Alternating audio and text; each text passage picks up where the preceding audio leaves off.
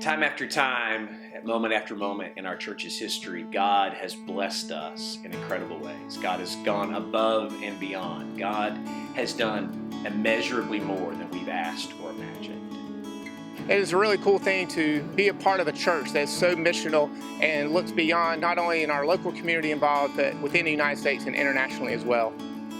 The members of First Baptist Church had a vision, and in 1976 they opened the doors to the original First Baptist Activity Center.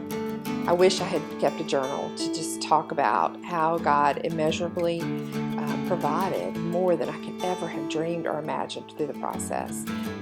They had challenge after challenge after challenge placed in front of them, and God opened every door and removed every obstacle so that they could create the place the Harrelson Center has become now and has been for the past 10 years.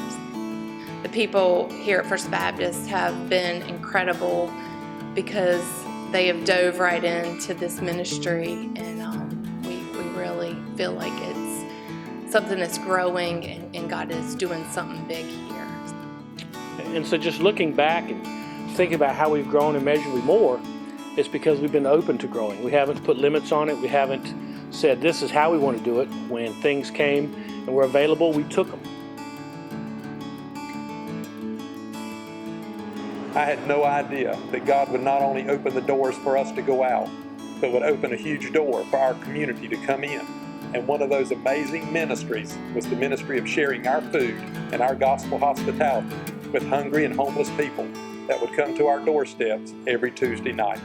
Kind of came to a point where I said, and I guess I told God, instead of praying to God, I said, if we only have about 10 or less tonight, that's kind of a sign we need to maybe move on to something else and come back in the fall, which I thought was a perfectly acceptable plan and a good idea. And that night is the night the lady pulled up and called me over to her car and asked me what I was doing. I said, we're feeding guys. And she handed me something and drove away. And I put it in my pocket and walked back. And when everybody was gone and we were kind of at a spot we could stop and look, I had seen that she'd give me $950. And told me to keep feeding those guys. So I got a sign opposite what I wanted, and that was fine. So then we just kept doing it.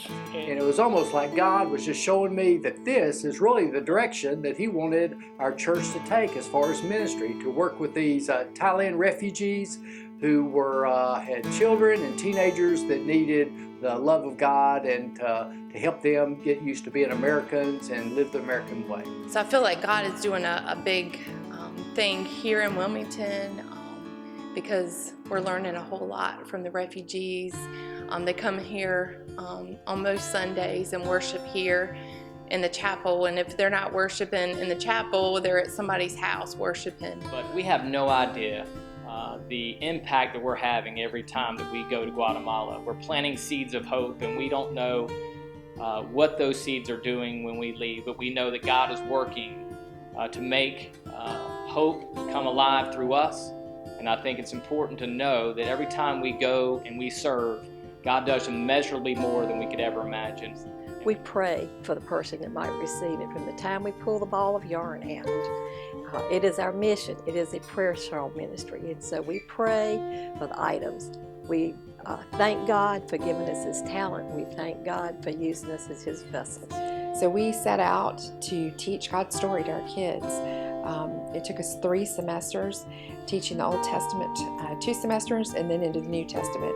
And from beginning Genesis to Revelation, our kids learned that God's plan, His protection, His promise, and His love never wavered.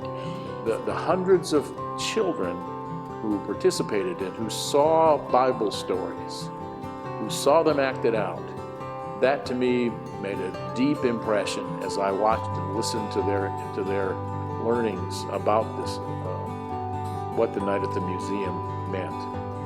We came in, and we used to call it sneaking into the activity center. And at the time, Don Vigas was the activities or the youth minister, and he told us, you know, I can still remember him saying today, guys, if you want to come play basketball, you got to come to youth group. And we thought that was a good trade-off, being able to play basketball anytime we wanted, just to come to youth group. So anyway, here I am, 52 years old, 40 years later, still coming to First Baptist. What was most interesting to us at the time was the 80 parking spaces that were in the parking garage. We were desperately in need of parking. Little did we know how God was going to use that building for so much more than parking, how it has gone from a place of incarceration to a place of redemption and hope. The Harrelson Center provides a place of collaboration and support for nonprofit organizations to serve those in need in our community. And together we're providing affordable housing, home repairs, education. We're addressing the issues of drug and alcohol addictions, employment, clothing and food, and the difficult issue of sex trafficking. At First Baptist, we use words like hope. We talk about how the best is yet to be.